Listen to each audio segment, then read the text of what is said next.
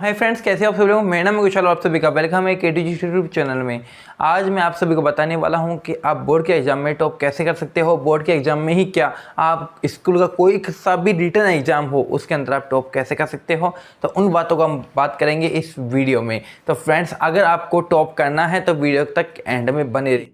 बहुत तेज हो रहा है, बहुत तेज हो रहा रहिएगा, क्योंकि हर वीडियो के अंत में या वीडियो के अंत में भी आपको कुछ सीक्रेट बताने वाला हूँ और वीडियो के शुरू में भी और बीच बीच में बताता रहूँगा। तो लास्ट तक बने रहिएगा और आइए चलते हैं उस वीडियो की तरफ। सो फ्रेंड्स, आप सभी को फर्स्ट पॉइंट क्या याद रखना है। देखो, आप सभी जब पेपर के लिए पेन यूज करते हो तो आप सभी को सीधी सी बात है परचेज करोगे, क्योंकि आप ये तो नहीं है आधा पेन यूज करके जाओगे, ये तो है नहीं। और हाँ, किसी किसी को क्या एक हैबिट रहती है कि चलते हुए पेन को यूज करना। जैसे कि आपने उस पेन को यूज कर लिया, ठीक है। जैसे कि मार्कर मान लो, अब मार्कर को फर्स्ट टाइम यूज करूँगा तो ऐसे चलेगा, ऐसे चलेगा, और सेकंड थर्ड बार ऐसे बिल्कुल क्लियर चलने वाला है, ठीक है। तो कई क्या एक माइंड सेट रहता है कि हमें सभी को पेपर का में जो पेन लेना है वो कैसा होना चाहिए, यूज हुआ होना चाहिए, ठीक है। तो वो भी सही ही है आपके लिए पेन, लेकिन दूसरी बात कि वो पेन हो आपके लिए ज़्यादा हैवी ना रहे, कि भाई आप लिख रहे हो, जब किसी बात चीज़ को लिख रहे हो तो पेन आराम से क्या लग जाए, चलने लग जाए। अगर वो पेन हैवी रहेगा ना तो आपको 15 मिनट मान लो, आफ्टर 30 मिनट्स आप सभी का क्या होगा, पेन जो हैंड है पेन करने लग जाएगा। क्यों? क्योंकि वो पेन आपके लिए हैवी रहेगा। ज़्यादा देर आप है ना, यानी कि आप रिटर्न नहीं कर पाओगे, राइट कर ही नहीं पाओगे आप। तो क्या फ़ायदा, 3 घंटे का पेपर में आप आधे घंटे में रह जाओगे। भाई पेपर आते हैं 25 क्वेश्चन मिलेंगे आपको पेपर के अंदर, 25 क्वेश्चन कहाँ से कवर कर पाओगे। उसके आंसर ये तो है नहीं कि बच्चे के लिए निप्पल के लिए है बस पी लो बात हो गया, ये तो है नहीं ना। वो पेपर में आपको रिटर्न करना पड़ेगा, लॉन्ग आंसर भी मिलता है आपको उसके अंदर, तो आप कैसे कर पाओगे। तो पेन आपको सबसे पहले जो लेना है वो लाइट होना चाहिए। इंक की बात नहीं कर रहा हूँ मैं, पेन की वेट की बात कर रहा हूँ। आपके लिए लाइट होना चाहिए पेन का वेट, ठीक है, जिसके थ्रू आप क्या कर सकते हो, आराम से लिख सकते हो। फर्स्ट बात क्लियर कर देना आप यहाँ पर, ठीक है।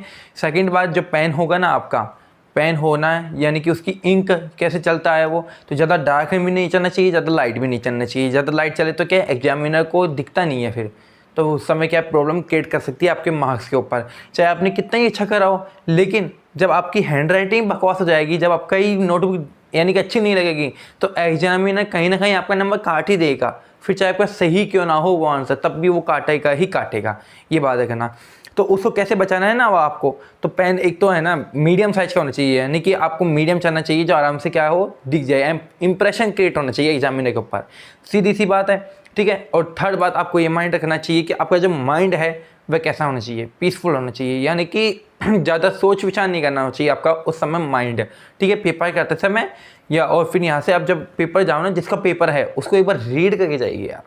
उसको जब आप रीड करके जाओगे तो आपको कुछ ना आता हुआ भी, जब आपका माइंड एकदम पीसफुल रहेगा, बिल्कुल क्लियर है ना, और आपने जो माइंड करा है ना, जो याद करा हुआ है, ये स्कूल के टाइम में जो आप याद करा होगा, तो वो चीज़ें आपको रीड करने क्या हो जाएगी, याद आने लग जाएगी। फिर आप खुद ही कहोगे यार क्या बढ़िया ट्रिक है। तो अगर आपको इतनी सी बात भी अच्छी लगी हो तो लाइक करना, सब्सक्राइब जरूर कर देना, ठीक है। और नेक्स्ट जो पॉइंट है अपना वो है कि आपको जो नोटबुक में आंसर लिखना है वो एकदम ओपन लिखना है। अब देखो कैसे, मैंने लिखा है यहाँ पर ओपन, वैसे तो लाइन इतनी सी मिलेगी आपको, उसने देखना है तो मैंने बड़ा कर दिया, ठीक है। ये मान लो मैंने लिख दिया, ऐसे लिख रहा हूँ मैं, ठीक है। और एक क्या लिखते हैं, ऐसे लिखते हैं,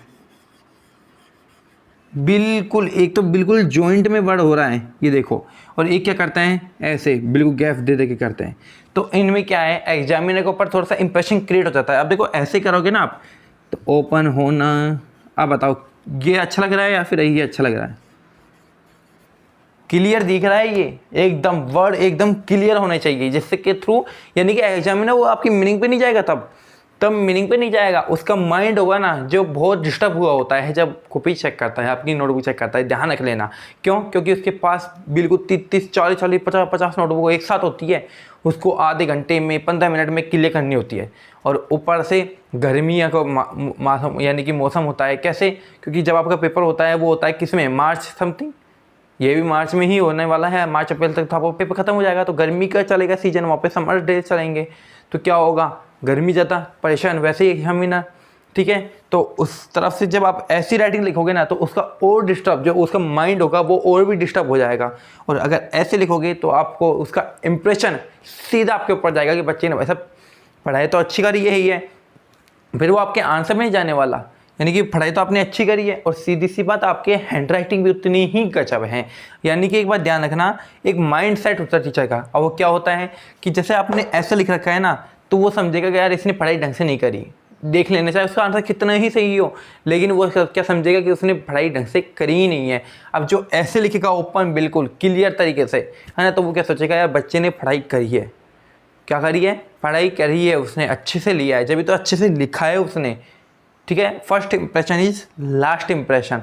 तो इसमें सबसे ज़्यादा इंप्रेशन आपका क्रिएट करने वाला है। और जब भी आप लिखो तो जो जो सब आपकी हाईलाइट होती है ना, हाईलाइट यानी कि मेन जो आपका कंटेंट होता है, जैसे कि हमने लिखा प्रस्तावना, प्रस्तावना या इंट्रोडक्शन मान लो, ठीक है, क्या लिखा हमने? इंट्रोडक्शन।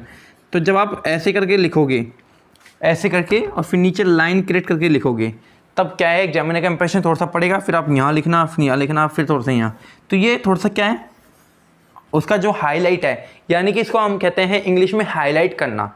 क्या करना? हाईलाइट करना। यानी कि आप कोई सा पैराग्राफ लिखने हो, उसके अंदर आपने ऐसे हाईलाइट कर दिया, ये सर्कल बनाने की नहीं कह रहा मैं, ओनली ऐसे आपने हाईलाइट कर दिया, चाहे फिर वो हिंदी हो, साइंस हो, एसएस हो, इंग्लिश हो, मैथ क्यों ना हो, सब चीज़ों में ये काम आने वाली है। तो क्या होगा, आपका जो एक तो लिखा हुआ पैराग्राफ है ना, बहुत ही क्लीन लगेगा, हैंड राइटिंग भी अच्छी, पेन भी अच्छा, और ऊपर से आपका जो हाईलाइट करा हुआ चीज़ें होता है ना, वो और भी ज़्यादा क्या होगा, क्लीन करने लग जाएगा और आपकी नोटबुक एकदम क्लीन रहेगी, जिसके आपको एग्जामिनर को ज़्यादा देखने में दिक्कत नहीं आने वाली। और दिक्कत नहीं आएगी तो आप ना चाहते हुए भी वो एग्जामिनर क्या देगा, अच्छे मार्क्स देगा ही देगा। फिर चाहे आपका आंसर और भी सही होगा ना तो वो और भी ज़्यादा नंबर देने वाला है। जैसे कि मान के चलो कोई एक क्वेश्चन है, क्या है, क्वेश्चन है, कितने नंबर का है? 4 नंबर का है। ठीक है, क्वेश्चन है 4 नंबर का है, आपने ऐसे लिख दिया उसका आंसर, इस तरह से लिख दिया ना, तो 4 नंबर में से आपके आ रहे हैं बाई चांस 2 नंबर। कितने आ रहे हैं? 2 नंबर आ रहे हैं। तो फिर भी आपको 2 नंबर और एक्स्ट्रा में दे देगा। 2 नंबर नहीं तो 1 नंबर तो देगा। कितने नंबर हो गई? 3 नंबर। भाई इसमें अगर 1 नंबर से हम फेल हो रहे हो ना, तो हमारे 3 नंबर हमें क्या करा देगा?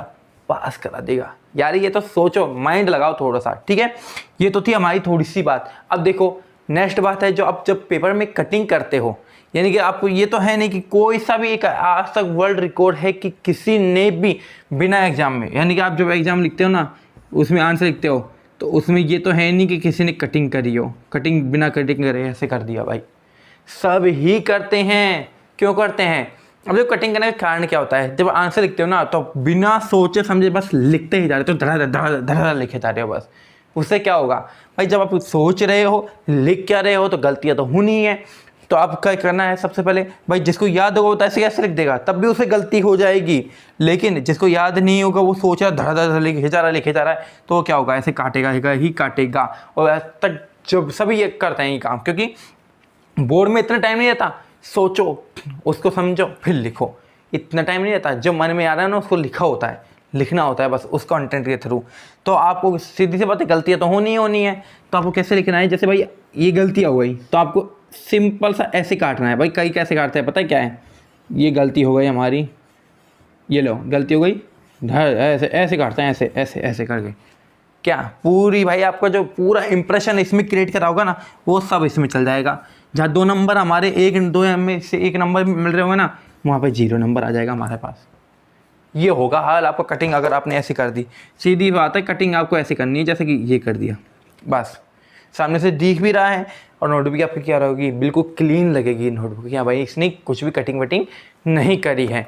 ठीक है, सो फ्रेंड्स अभी तक आपने इतनी बात देख ली। ठीक है, उसके बाकी का पॉइंट हम अब बात करते हैं। देखो सीधी सी बात है, जब आप करते हो ना क्वेश्चन, कोई सा भी क्वेश्चन करोगे, तो ये तो है नहीं कि आप ऐसे करोगे फिर 20 यानी कि 24 कर दिया, दूसरा कर रहे हो तो फिर 23 कर दिया, तीसरा क्वेश्चन करने के बाद आपने कि 10 से तक कौन सा कर दिया, 21 कर दिया।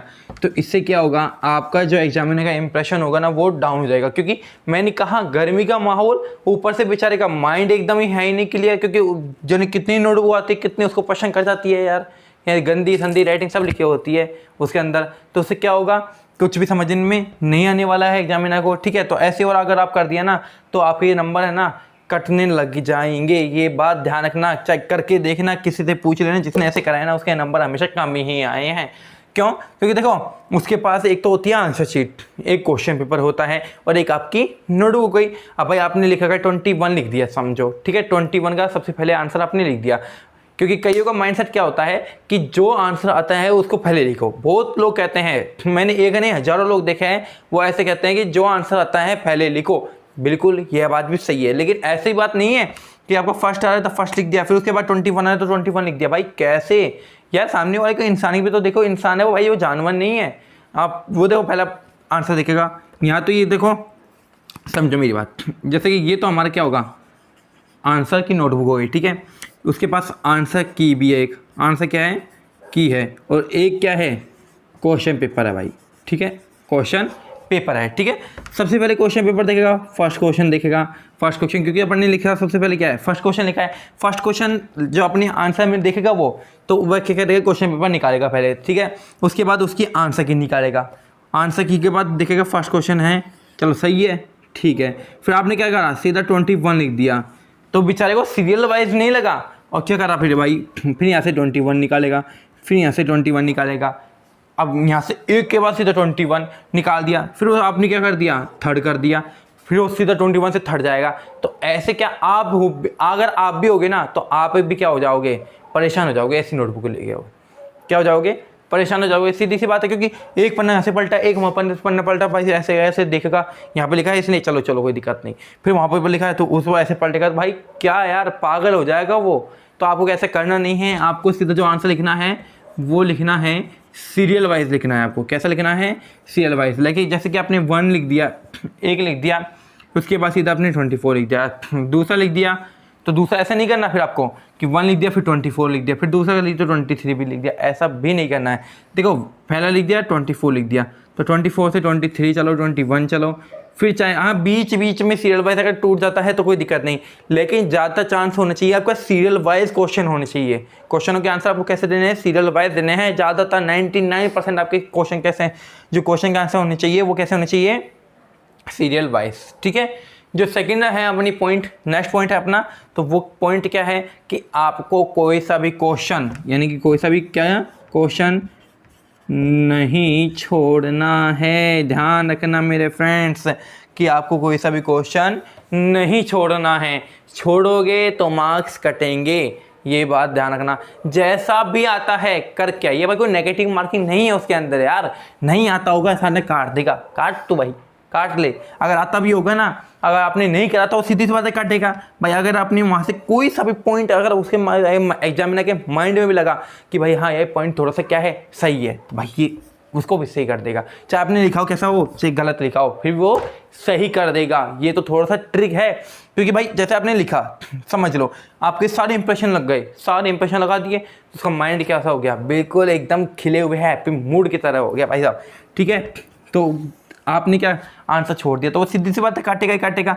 फिर आपने क्या करा, अगर उस क्वेश्चन का आंसर लिख दिया चाहे गलत ही लिखा हो तो इंप्रेशन तो पड़ ही रहा है, पढ़ रहा है, खुश हो रहा है, रसगुल्ले फूट रहे हैं उसके मन में। और जो यहाँ पे क्वेश्चन पे आएगा ना देखेगा ये भी क्वेश्चन करा है भाई, चलते चलते वो भी सही कर जाएगा, क्योंकि उसके बाद 1000 नोटबुक होती है, एक नहीं होती जो आपकी है कि उसको चेक करने बैठेगा आराम से ना, ठीक है। और एक बात याद रखना कि फर्स्ट लाइन आप सही लिखना, शुरू की स्टार्टिंग के 2 लाइन तो एकदम क्लियर होनी चाहिए, आंसर से मैच करनी चाहिए 2 लाइन, और लास्ट की 2 लाइन, लास्ट की 1 या 2 लाइन आप मैनेज कर लो। इतना सा करते ही आपको फुल मार्क्स वो देगा, ये गारंटी मेरी है।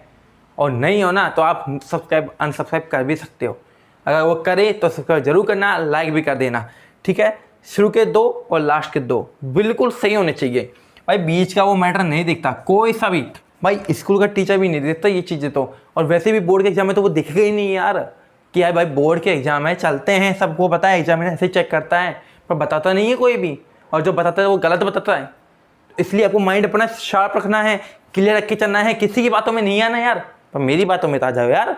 अगर नंबर चाहिए तो आपको सीधी सी बात है, ठीक है। ये सब चीज़ें आपको करके जाना है, और गारंटी से अगर आप टॉप ना करो तो मैं बता देता हूँ आपको कि आप 100% 101% क्या करोगे टॉप करोगे, वो भी बोर्ड एग्जाम के अंदर, ये बात याद रख लेना।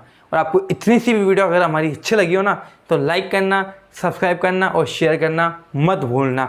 और अगली वीडियो जिसकी भी चाहिए कमेंट करके बताना, उसकी वीडियो मैं बताऊंगा, बनाऊंगा, एक्सप्लेन करने वाला हूँ।